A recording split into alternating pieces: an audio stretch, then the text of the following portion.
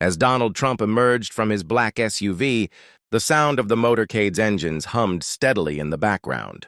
The vast expanses of rural Pennsylvania and their seemingly endless stretches of farmland welcomed him. It was a serene location far from the busy cities he was used to, but this visit wasn't like his usual ones. This was an invitation to raise money or give a speech to his followers.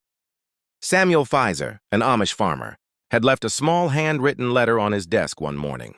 It was modest and courteous, requesting a meeting with the president. Samuel didn't anticipate anything special, just a conversation. At first, Trump had been apprehensive because he had heard about the Amish way of life but knew very little about it outside of what he had read in still books.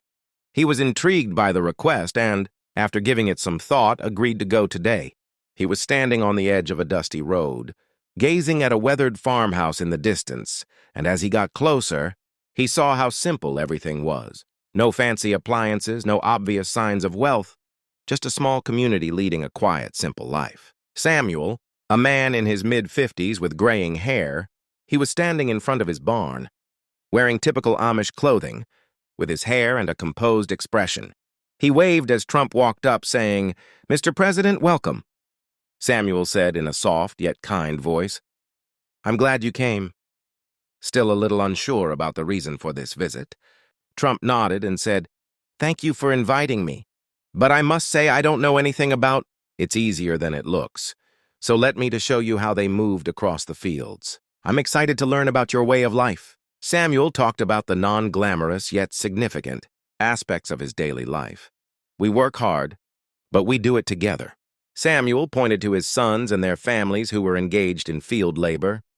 The fact that the Amish relied on handcrafted tools and horse-drawn plows rather than contemporary technology fascinated the nearby Trump, who had lived his entire life in high-rise structures. "You really do all of this by hand?" The job was hard, but there was a sense of accomplishment in each task. Trump inquired while observing one of Samuel's sons meticulously gathering crops using a scythe. "Yes, sir," said Samuel. "We don't mind the work. It keeps us grounded. Our faith teaches us that hard work brings us closer to God and to each other."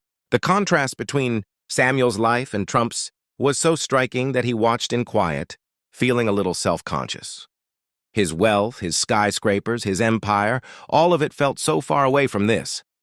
A modest and simple life, Samuel added, "We're not just farmers," as they walked closer to the barn where his family was having lunch. "We're a community. We take care of each other." Trump was astounded to see a huge family seated around a table, laughing as they approached the barn. Conversing, everyone appeared satisfied with the moment Samuel motioned to the table. "Would you care to join us for lunch?" Without any sense of urgency or haste. As they sat down, Trump, who had initially been apprehensive, acknowledged that he was interested in seeing how a straightforward lunch in a setting like this may differ from the opulent dinners he was used to. Trump was impressed with the people's friendliness.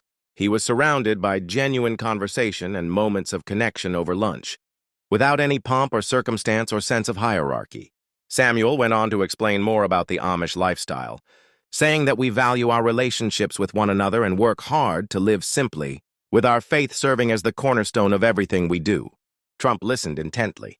Even so, he was unsure of how to react because the idea of turning down material wealth was alien to him. He had spent his life creating an empire and accumulating luxury after luxury. But as he sat at the table with Samuel and his family, he started to wonder if all the money and power were truly as fulfilling as he had once believed. After a brief silence, Samuel turned to him and said, "Mr. President, I know you've created a magnificent empire, but in our society we think that relationships, not material possessions, are the actual source of prosperity." Trump looked around the table at the sincere laughter and smiles on the faces of Samuel's family. It was a new kind of wealth that he had never known before. After lunch, Samuel showed Trump the farm's barn, which was sturdy despite being old and weathered. "We've had this barn for generations," Samuel said. Declared, "It's not perfect, but it's ours. It's built with our own hands with care." Trump touched the barn's rough wood with his fingertips, feeling its history. It was little true, but it had purpose, had been created with a reason, and had endured over time. "You've put a lot of work into this place," Trump said, and Samuel nodded. Yes, and that's the point. How much care you put into your work is more important than how much money you have. Trump felt a knot form in his gut because he had dedicated so much of his life to creating larger, better things. However, as the afternoon dragged on, he realized that the true test of success might not be the size of your buildings, but rather the quality of your work and the depth of your connections. Trump was led by Samuel to a neighboring barn raising. It was a gathering where the neighborhood gathered together to construct a new building for a neighbor. "Why do you do this?" Trump asked as he observed the guys working in tandem to secure walls and raise beams with easy precision. Trump replied, "Why spend so much time helping others when you have your own farm to manage?" With a smile, Samuel said, "We believe that it is our responsibility to help others. When we build something for someone else, we strengthen our community. It's about giving, not just taking." As the day came to an end, Trump felt a peculiar sense of humility as he observed the men working together. They didn't ask for anything in return. They just gave because it was the right thing to do. Samuel asked Trump to spend the evening with him and his family.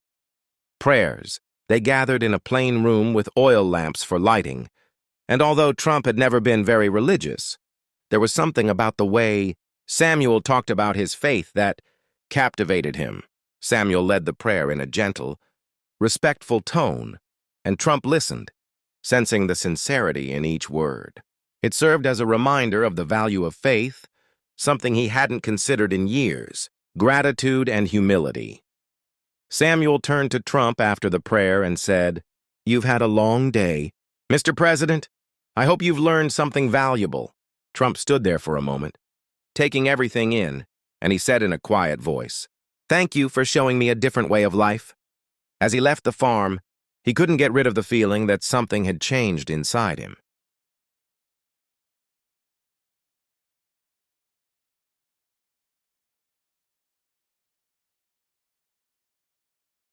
He had seen how the Amish valued community and simplicity over wealth and power, and in that simplicity, they appeared to have found something he had been looking for all his life. What if the true secret to happiness wasn't in creating empires or accumulating wealth, but in forming relationships and leading a purposeful life? This was a thought that lingered in his mind after his visit. The days that followed were filled with meetings, speeches, and interviews as the motorcade flew off. But as Trump went about his daily business, he couldn't help but think about the Amish farm and how Samuel and his family had lived, the sense of belonging and purpose they had that he didn't, and he wondered if it was too late for him to change. The letter that Samuel Pfizer wrote to Trump a few weeks after his visit was straightforward, much like the man himself. In it, Samuel thanked Trump for his visit and offered some thoughts. "Mr. President," the letter started, "I hope that in some small way our conversation gave you something to think about. We may live a simple life, but we believe it is a life full of meaning. I wish you peace and purpose as you continue your work." During the following few months, Trump folded the letter and put it in his desk drawer. He might not display it to everyone, but for him, it served as a reminder of something more profound and enduring than anything he had ever constructed.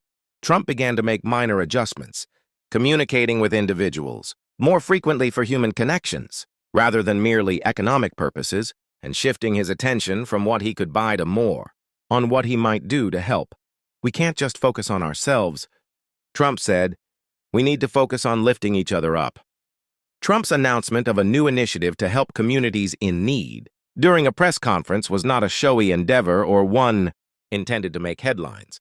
Rather, it was a quiet, modest attempt to support local farmers, small businesses, and struggling families. As time went on, Trump started to view wealth in a different way.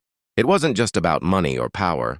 It was also about the depth of connections, the richness of relationships, and the satisfaction that comes from having lived with someone you've known for a long time. He also started spending more time with his family, calling his kids more frequently to talk about business and to share moments of genuine connection, integrity.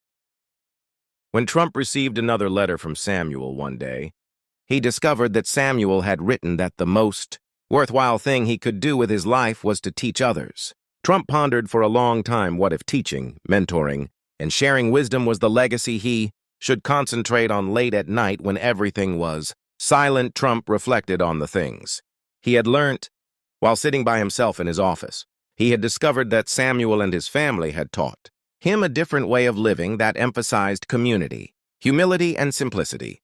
Trump asked Samuel to come to the White House a few months later so he could personally thank him for teaching him valuable lessons and introducing him to a new way of life.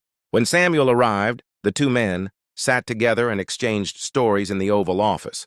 Trump's visit to the Amish farm had transformed him in ways he never would have imagined, and he no longer used the size of his buildings or the amount of money in his bank account to gauge his success.